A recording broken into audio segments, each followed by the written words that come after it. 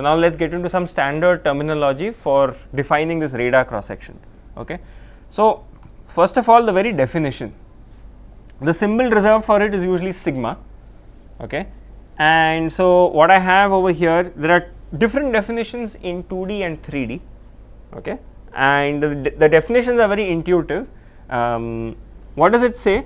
So, it is the limit that the observation point is very far away. The field observed, so Ez squared r theta, right. So, there is a missing bracket here, right. At some point normalized by the incident field at the origin. Okay. And you will see there is a 2 pi r over here, and we will come to why that 2 pi r is over there. Okay. So, the case is very simple. So, let us say that I have a aircraft like this, right, and I am standing somewhere far over here r, right. This is the distance r from the origin, this is the value r, this is the vector r hat. Okay. In the case of 2D, this is the definition. In the case of 3D, this is the definition. Again, I am missing bracket over here. Instead of a 2 pi r, I have a 4 pi r squared, but the idea is the same. Find the field far away. So, this field far away is also called far field, right. So, is the far field intensity normalized by the incident field intensity at some point, and the easiest point is the origin. Okay. Now, so there are in the world of radar, there are two different kinds of sort of quantities that are calculated. So, let's stick to this example which I have drawn over here. Let us say that this is one antenna over here. Let us say this is air traffic control, okay, and this is another air traffic control over here. So, both of them have radars. So, the first guy is sending a wave like this to the aircraft, and this aircraft is going to, when the radar wave bounces on the aircraft, it is going to get reflected in which direction?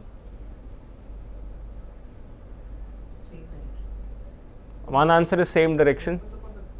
It depends on the surface, right, but given a general aircraft or a general ship, what direction will the wave get scattered into? What is a common, this is a common sense question. It should come back. It should come back, okay, that is one answer. Any other answer? It will go everywhere, and why, depending on the shape of the object, right. So, if there is some facet which is angled at a certain way, the wave will go off. At the same time, so will there be any wave in this direction? There could be, because think of the spot size of the radar beam. When it hits, let us say the tail fins or something, some diffraction can happen. It can go in basically all directions. So, the scattered field energy is going everywhere. In 2D, it is going over 2 pi. In 3D, it is going over the entire 4 pi steradians. Okay. But what do you have that comes back to you? So, so those are two different imaging modalities, right. So, monostatic means transmitter and receiver same position. That means this air traffic controller sends a wave, and the object is over here. Let us just call it object.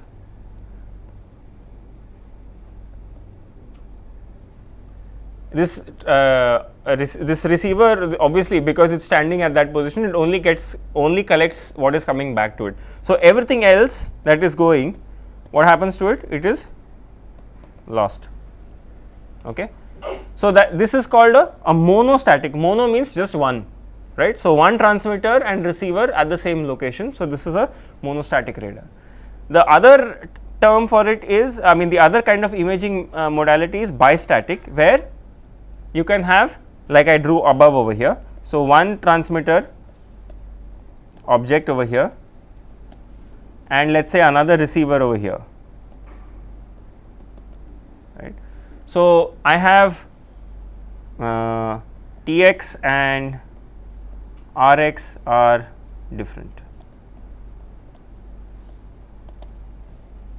Yes, good catch. So, this should be scattered, not squared. The squared is already outside. So, this is scattered. Scattered field far away, either in 2D or 3D. Okay, right? The question? But is the idea clear? So these are just definitions I am giving you. Okay. Oh, there's another typo here. Excellent. This is far field. This should be R infinity. R tending to infinity. Yeah. Yeah. So notice that in the definition of the RCS, the angle at which the receiver is here. So this is the RX angle, and this is the TX angle.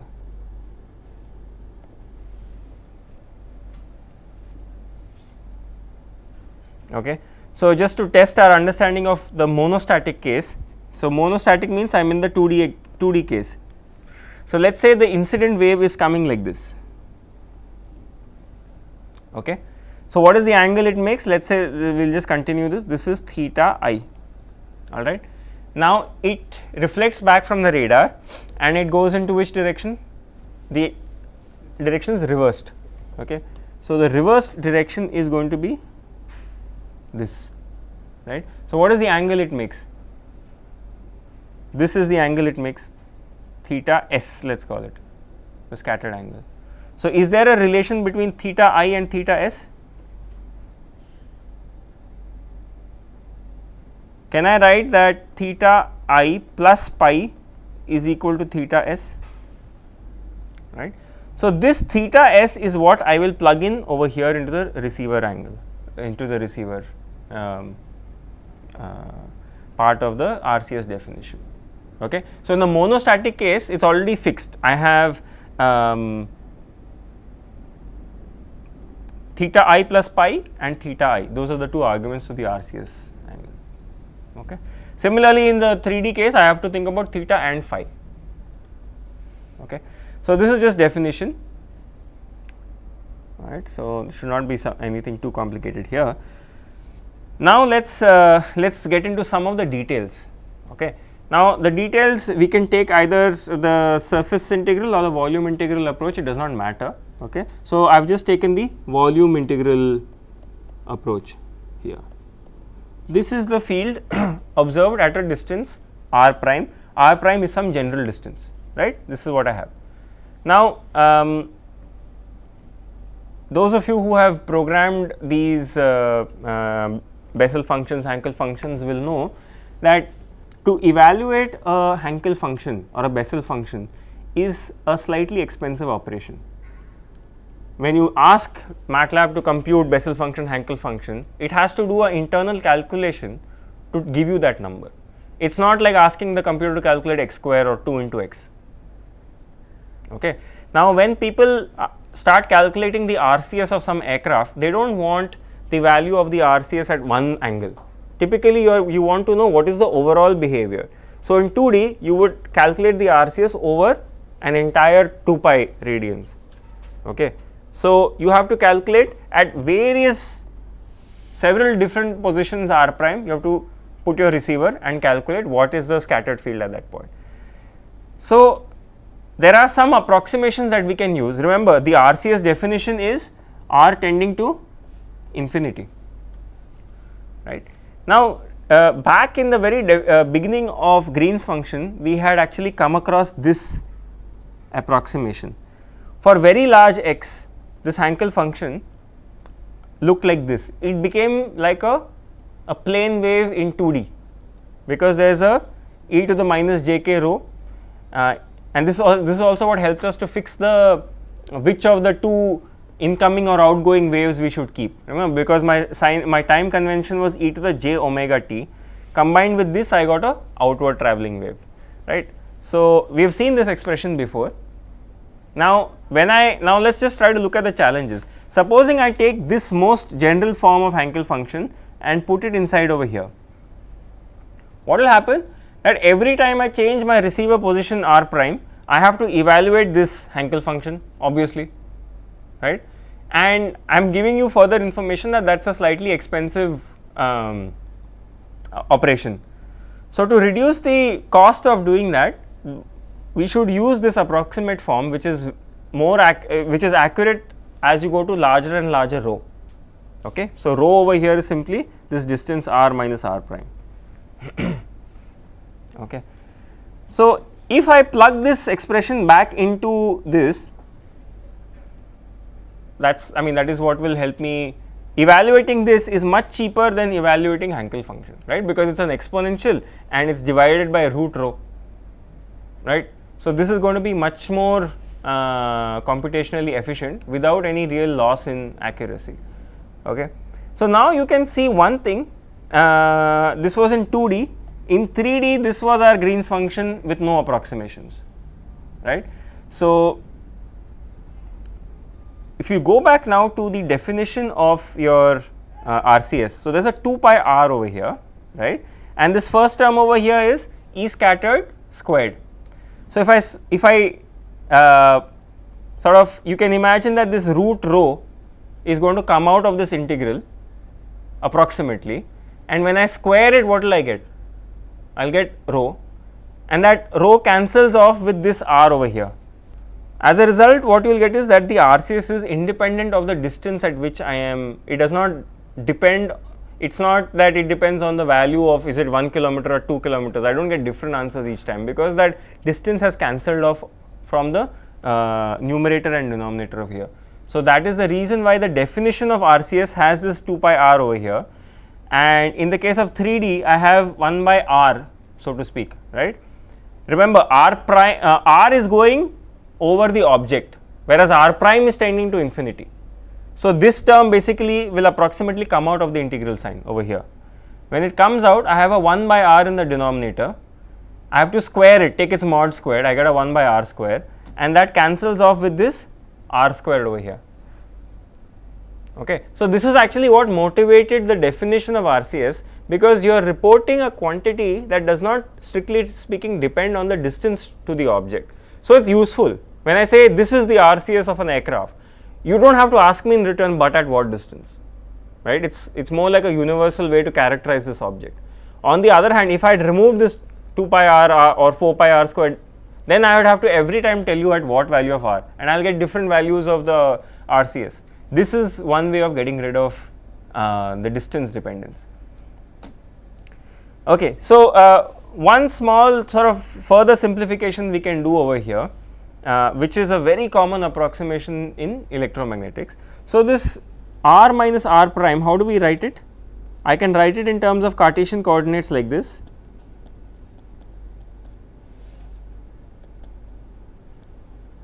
Okay.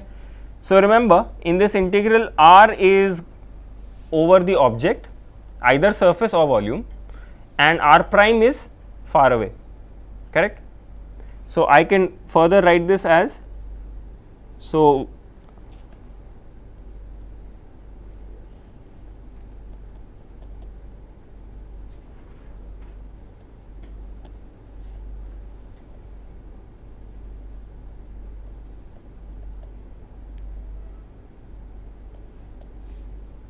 okay. And this, what I can assume is that since my object, this is, let us say, my point r prime, right, that is where I am evaluating this, is somewhere which is far away, right. That was the definition of RCS, r tending to be very away from the object, and my object is something over here. Okay. So, this x prime square plus y prime square, I can take it to be equal to some capital R squared, let us say. Okay. So, I can write this as r squared square root. Now, I can take this common from here. So, 2x x prime minus 2y y prime divided by r plus x square plus y square divided by r square. That is say again, yeah, this should be r, correct, this should be r.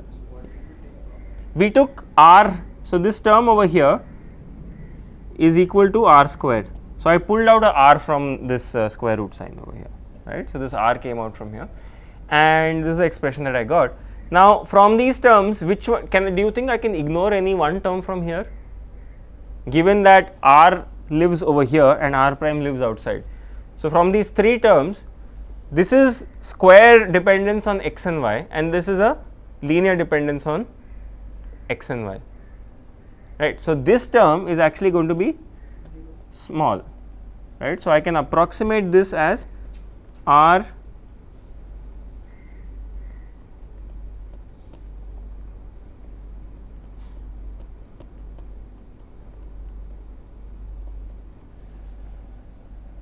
I can ignore this term which is going to be very small, and right.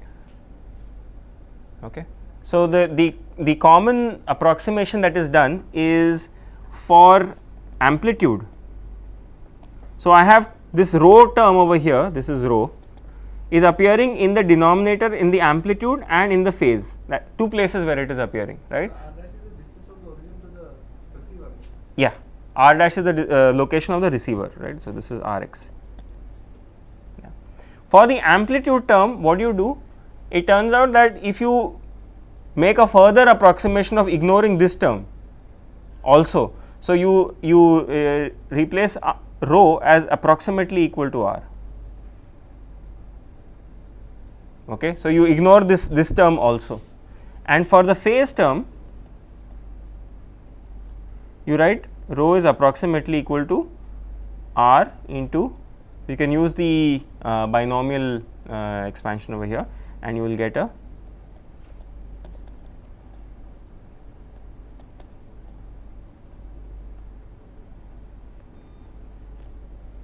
one of the 2's cancelled off. Okay. So, this is a very common approximation that is used, and that gives you very good accuracy also. Okay.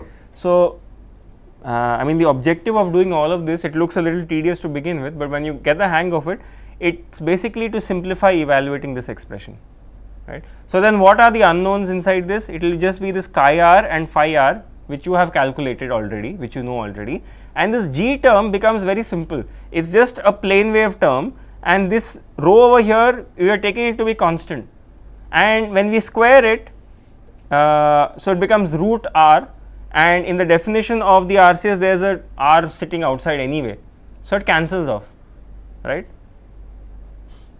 So, so these are the approximations that we can do. Okay. So, this is the amplitude term and this is the phase term. So, the approximations that we make in the amplitude term and the approximations we make in the phase term. Yes, r prime is the location of the receiver. Definition r prime should tend to infinity. Yeah, if I have, so if I here I have chosen the unprime, I mean the prime coordinate. So, my definition of RCS will be R prime here, it will be r prime, right, 2 pi. So, we will make this to be, why are you choosing the approximation to be the same for both? you can, but it I am giving you, even you can choose the same approximation for both, but it turns out that doing this gives you almost the same accuracy, right. So, this is 2 pi, let us call it r mod of r prime, right, and then E z scattered at r prime theta squared E z I at 0 0. That is because I had the field here in terms of prime coordinates, and this definition over here assumed it was in terms of unprime coordinates, just a small change in convention. In the definition, where does theta I come into the picture? Well, it will matter, right, because the scattered field that I calculate will depend on the, I mean, when I have solved these equations to get my phi, I needed the value of the incident field, otherwise I could not have solved the system of equations. If you look back over here at our equation, the incident field appeared over here, right. So, depending on the value of the incident field, my current inside the expression got set. So, implicitly the solution that I get depends on which angle I am illuminating the aircraft from, right. So, that is why it is a function of theta I. This is the so origin is here inside the object. No, there is an object which is centered on the origin, okay, it is approximately in that region. Some so this is the object. So, with respect to the origin, r doesn't go far, but r prime. Yeah, r does not go far because it is a finite object. R prime is where my receiver is, and the definition says take r prime to infinity.